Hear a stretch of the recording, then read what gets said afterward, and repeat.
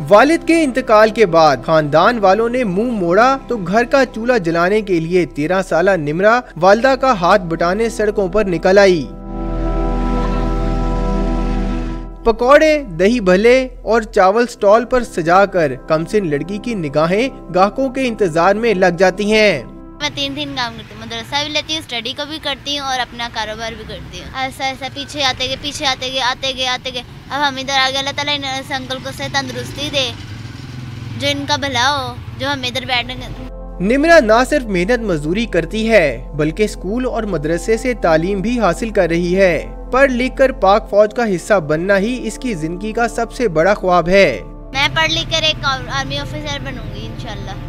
चटपटे खानों से महजूज होने वाले ग्राहक निमरा के जज्बे और मेहनत को खूब सराहते हैं। ज्यादातर लोग आपने देखे होंगे सड़कों पे भीख मांग रहे हैं और क्या क्या कर रहे हैं। छोटी सी बच्ची का हौसला देख के तो बड़ी खुशी हुई है कि वो मेहनत कर रही है और अपने लिए हलाल का रिज़्क कमाने की कोशिश में है। गवर्नमेंट को भी चाहिए कि ऐसे गरीबों के साथ ताउन करें और इनको मिलें, इनको पूछे कि आपको क्या तंगी है, इनके साथ ताउन करें।